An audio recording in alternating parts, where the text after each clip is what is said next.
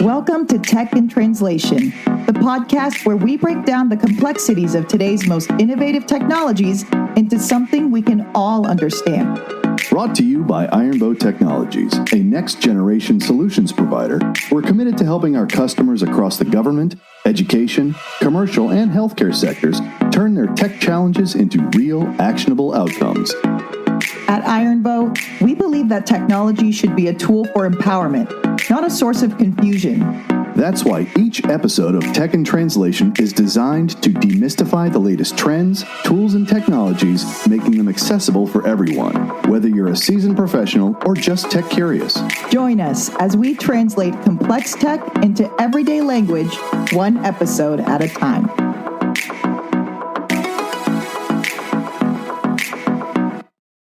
Welcome back to Tech in Translation. I'm your host, Tom Wooten. Today we're asking a critical question. How can government solve its biggest tech challenges in 2025? From balancing efficiency and security to modernizing outdated systems, government IT leaders have a tough road ahead. Joining us to share his insights is Nelson Moe, former CIO for the Commonwealth of Virginia and SLED Principal Strategy Director here at Ironbow.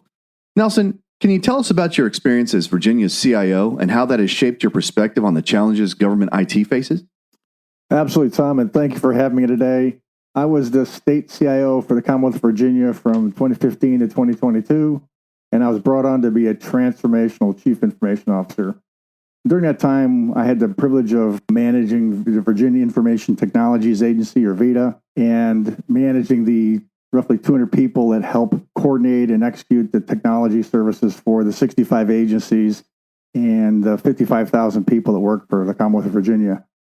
In the 6 years I was there, 6.5 years I was there, I was able to generate and work through the strategy and implement strategy for transitioning the services model we had from a 13-year contract of a single provider to a multi-supplier contract. And it was fundamentally achieved in about 5.5 years. We were able to save the Commonwealth about $200 million and set up an innovation framework that allowed us to add technology at speed and scale for the Commonwealth. It really was a career-defining event for me. And I look forward to providing any advice and thoughts to our listeners.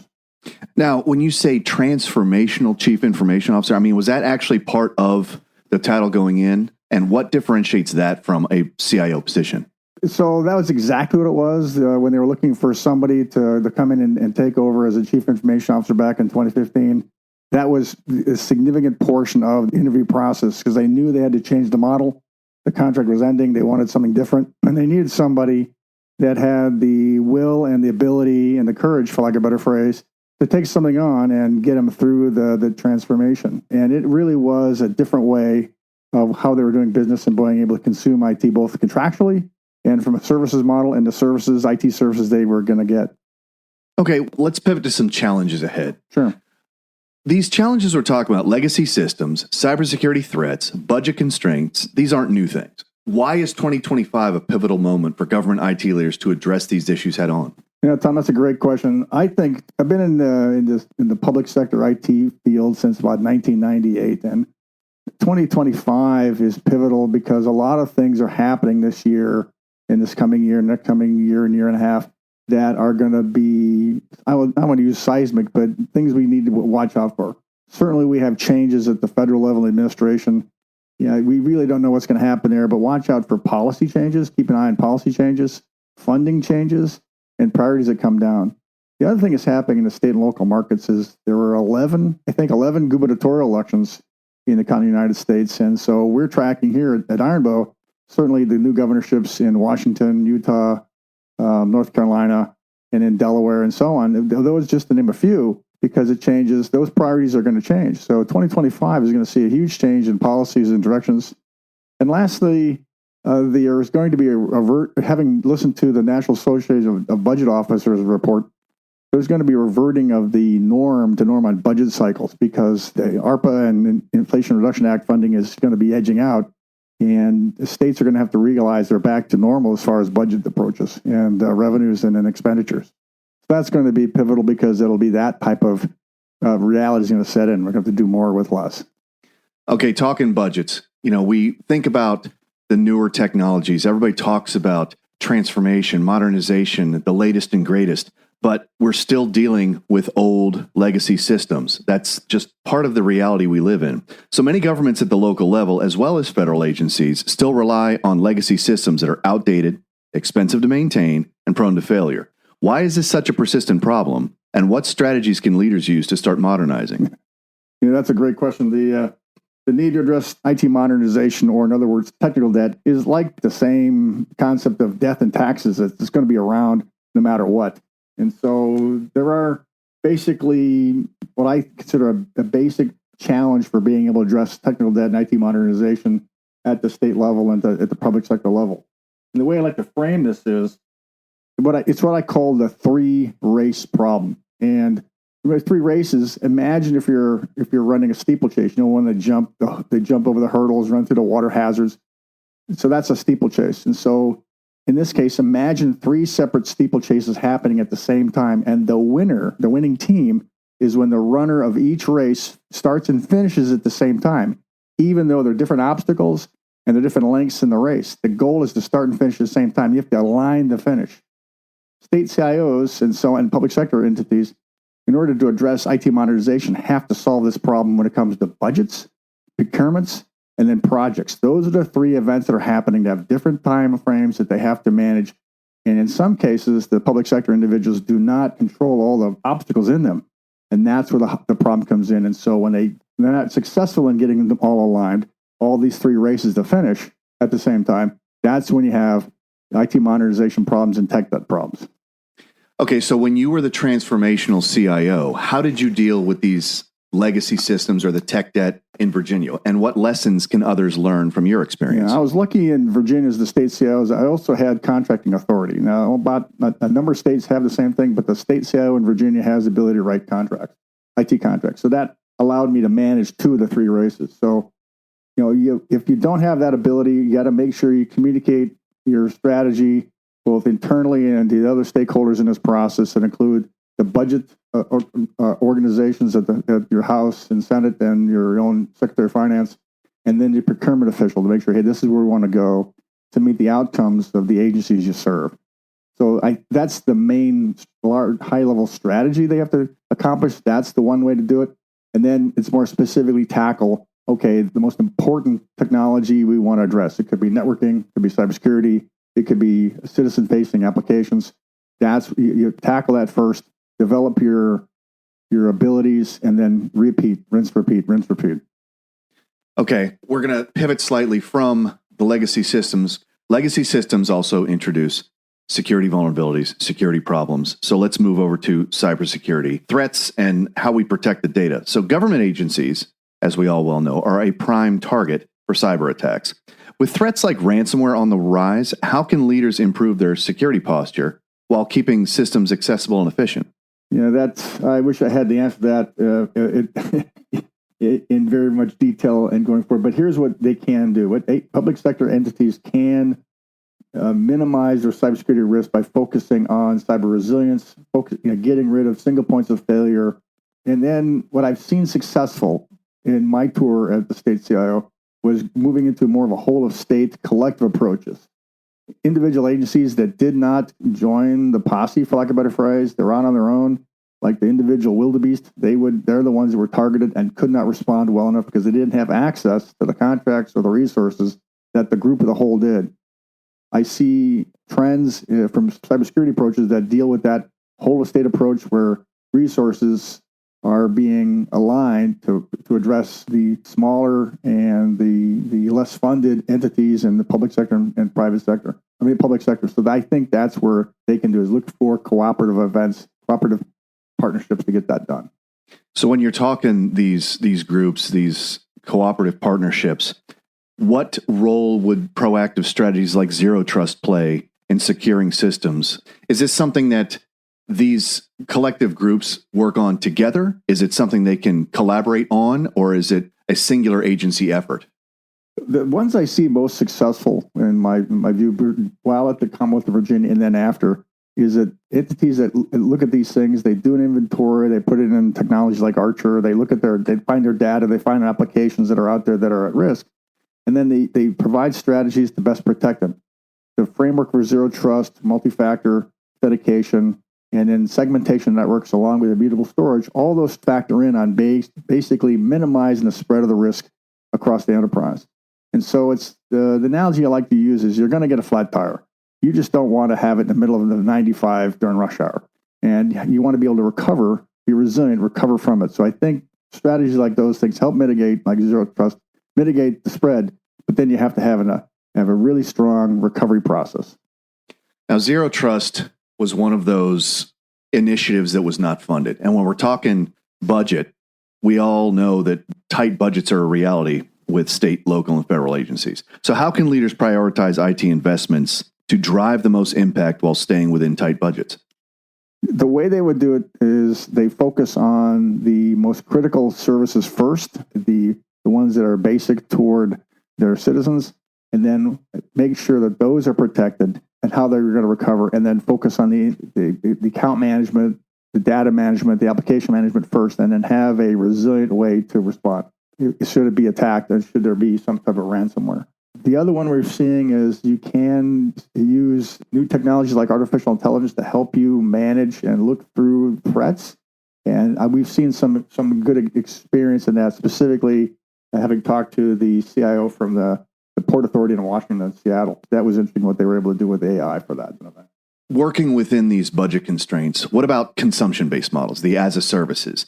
Would infrastructure as a service, network as a service, software as a service, would these be viable solutions for government agencies to scale efficiently? I would say emphatically yes, Tom, on these types of services. Virginia was able to move to an outsourced model back in 2005, and then we were able to mature it over years and years, and basically move into an as-a-service process for a significant portion of its infrastructure, all the way down from being able to move into cloud, email, cybersecurity, mainframe.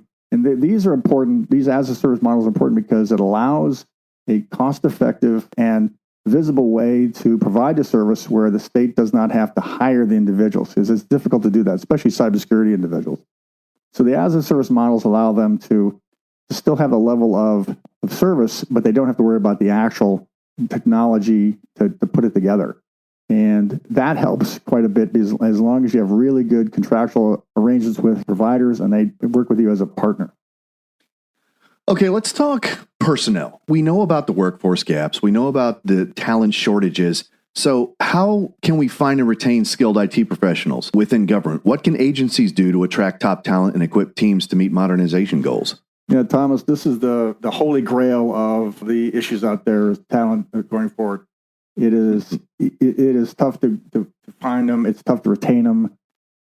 I've seen really good internship and apprenticeship programs, working with the community colleges, working with K through 12, and then providing them opportunities to get exposure to the public sector entities. The challenge is keeping them after a couple of years, because the wage gap is very hard. We may see more ability going forward, but I think that's going to be the constant challenge, is how do I find and retain people?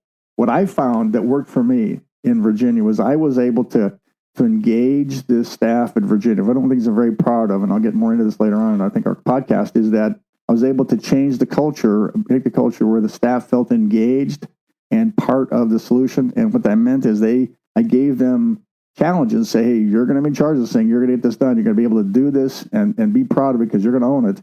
And I delegated and trust them to get it done. So I think that's a good way to get people engaged, because because people join the public sector because they want to do something. It's not necessarily the money, but they want to be part of a mission. They want to be part of an outcome.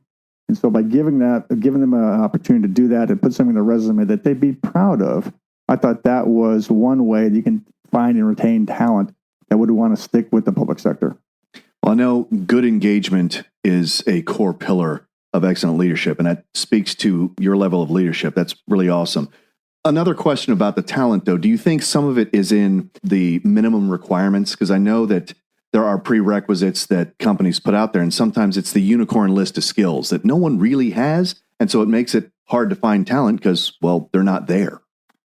Yeah, that's tough. The unicorn list of skills and having, your beginner, you're looking for an entry-level job that has 5 years experience. Those are tough. I think one of the things that leaders can do is they have to look very strong and very hard at their HR recruiting policies, where they're going to go find people.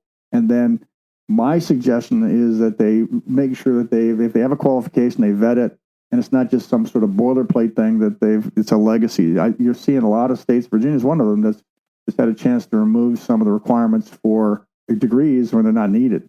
And so I think that's part of it, have a realistic view of what you really need to start, and then have a robust training program to go forward. My personal philosophy, having come from the Navy, was there's some good training there, but there's always constant education training, upskilling, for lack of a better phrase, after the hire. So we have a robust process for that, hire for attitude, and train them for the specific job.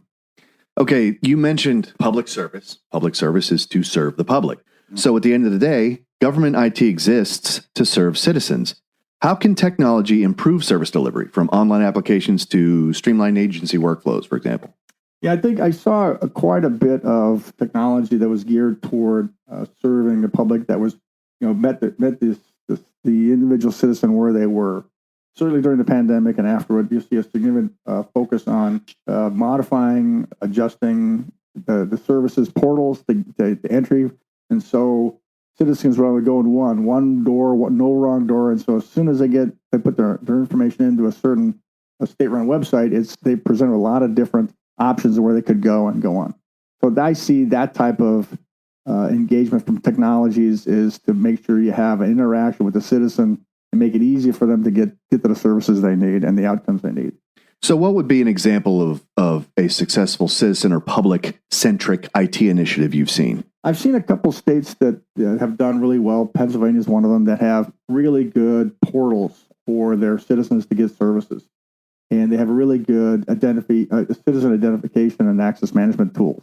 I think that's the one that people want to have an easy access today, especially with all online shopping. So they want an easy approach to get to their services. I think technology, for technology's sake, is cool, but you really want a technology that meets the individuals, that's easy for them to use, especially as it gets. You want to have an abstract layer for the complication away from it and make it easy for the individual. I see those technologies that make it easy for the individual, meet them with the language they use, meet them in their home. I think those technologies are very important. Okay, let's talk a little bit about your time as the transformational CIO for the Commonwealth of Virginia. You oversaw some significant IT initiatives. What's one challenge you tackled, and how did you overcome it? We can talk about the individual technical challenges, but I think for me, for any type of transformational CIO, the first thing you need to do is get the people right. And the change I'm most proud of is changing the culture so the staff felt engaged and in where we were going to go. And so kind of like Jim Collins' book, not just getting the bus in the right direction, but the right people on the bus. Absolutely. And that took a lot of energy. And I was lucky in that my first career was in the Navy and nuclear power, and had a lot of ability to run and manage teamwork and teams for a common goal. And so I knew from practice the efforts to make that happen and how to get it done. And so I was blessed. I had a really good team that I was able to generate after that. When I was there a couple of years, I set the organizational chart right. And I created opportunities for individuals to contribute and really put things in their resume they'd be happy with. I had a really good chief administrative officer in Dan Wolf, an extremely brilliant man as a chief operating officer in John Ozovic, and the longest serving chief information security officer in the nation at the state level, Mike Watson. Because of those three men, we were very successful, and I trust them to get it done. So from your experience, what are the top 2 or 3 lessons you learned that would help other government leaders as they look to solve similar challenges? The mantra I would use is, get the staff and organization right first, and then keep in mind where you're trying to go. The vision of the leader at the executive level, the vision is very important. Hey, this is where we want to go. This is why we want to go here. That's very important. Do the why. The specific roadmap and details, my suggestion is have the individuals generate, because then they'll own the path. So you say, we want to go to the top of the mountain. How we get there? You guys help me figure it out, and they'll own the path. And then for me, the other lesson learned was I've spent a significant amount of time focusing on why we got to do this thing. We get to do this thing. It can be done. And for the public sector, they're very risk adverse for many reasons. They're not incentivized to take a risk, and to be frankly honest, they're usually punished for taking a risk, and if it doesn't go well. So those would be the lessons learned: is have that leadership, generate, the phrase I use is the grit and the faith and the courage to get it done. And you can't find grit, faith, and courage or trust in any type of standard like PMBOK or NIST or ITIL. It has to come from experience. And I think the leaders, I'd say, they'll find your leadership, draw on that, and then have that positive message. And I think people come along, they'll see it, they'll sense it, they want to be part of something big, and they will respond. And I was never disappointed. The team we generated in Virginia was extremely good. They got a lot of things done, and I'm very proud of what they got done. So I would say those are two things. It sounds like it's giving the freedom to fail and learn from that failure versus being scared, because then you won't innovate, you won't move forward, you just want to stay in the box. Yeah, if you're a fan of Edward Deming, the first thing he said was he cannot have fear in the workplace. You got to drive it out, because people they'll just shut down. So my goal was to generate incentive, the environment for incentive and initiative by the individuals. And I think that was very important. And I think that's where I was most proud of the success in that area. So we talk about these journeys, kind of sunshine and rainbows, and we're going to achieve these great things, but there are pitfalls. So where do you see agencies most commonly getting stuck when trying to modernize, and how can they avoid these pitfalls? I think where they get stuck philosophically is they expect the answer to be clear right up front. They know every single step in the roadmap. Like a lab. Yeah, so my lesson learned from the big transition at VEED is I knew the outcome. And you'll hear me say a number of times, keep the main thing the main thing. We knew the outcome. We knew we want to get to this part of the mountain. This is where we want to go. Don't obsess. My message, do not obsess about every single rock in your path. You'll get through it. And that's the thing. So, and there are going to be some things outside of your control. I was lucky to have, like I said, procurement authority in my control. You're going to have to be able to have the faith to get around that and communicate that. I think that would be my biggest message to our listeners is that, okay, keep working through this issue. Find the will, find the way. Okay, let's look towards that journey then. We're looking ahead. There's a lot of new technologies out there, AI, automation, the as-a-service consumption models. What do you believe will be the game changers for government IT over the next few years? Good question, Tom. I think game changers, the big things that are coming up, assuming, try to skate where the puck's going to be, the trends are going to be normalization of budgets, governance models, cybersecurity aren't going to go away. The advent of generative technologies like artificial intelligence will change a good portion of how we consume technology and how we adapt to that and address for that both from a data protection, data analysis, and then services. You're going to see more and more of those, the easy ones like AI chatbots that help you through the thing as long as you know that. But there are going to be governance models that protect the individual from that, from bias or from, basic hallucination of the AI. But I think generative AI in the near term. Longer term, you're going to see the normalization like 2 to 3 years, 3 years. So that's Gen AI near term. Long term, more than 2 to 3 years down the road, I'll call midterm. You're going to see normalization of the policies and new administrations of priorities coming down from Washington, what they want to get done, how that affects it. The feds write the checks, the states write them out, get work done. So you're going to see some of that. That'll be a trend in technologies. In the longer term, I see more and more from somebody born in the 50s. I see astounding things coming down from what I'm seeing in artificial general intelligence and what it can do, specifically in higher education. How we educate people, how we learn, how we train, I think is fundamentally going to take a change in the next couple of years. So if you had one piece of advice for government IT leaders preparing for 2025, what would that be? My one piece of advice is keep your head about you. 2025 will be a year of disruption, both in technology, funding, and policy changes. And then maintain your basic services from cybersecurity attack, untoward events, power outages. I don't need to tell people in Richmond today that they're still working through that water outage. So you need to have that type of thing. And then finally, my other message is it can be done. Have the faith, have the courage. It can be done. So in your opinion, how can government IT leaders strike the right balance between efficiency, security, and innovation as they look forward to the future? Oh, that's a good question. So this is where, you have to look at the outcomes of the organization you work in. In this case, for me, it was the governor of Virginia, where they want to go from a big picture and their interaction with the state legislatures, and then the citizens of the 8.7 million people in Virginia. So it's really outcome-based. My suggestion to the listeners, Tom, is to focus on the outcomes. This is where we want to go. This is why we want to go there. And then you have to work with your teams. In this case, I had 3 really good direct reports. Hey, let's rack and stack and work through the trust here, the trust of the conversations that back and forth. And there is no artificial trust. You have to work with the real deal. So from the transformational Chief Information Officer Lenz, what is one thing that you would like our listeners to take away from today? Like we said, I think they should focus on why we're taking a journey, where we're going, and then it can be done, and have the faith to do it. And then, because 2025, don't be, for lack of a better phrase, don't lose faith, and don't be reluctant, don't have any fear. Charge in it, seize the day. Thank you, Nelson, for sharing your invaluable experience and insights on how government agencies can tackle their biggest IT challenges in 2025.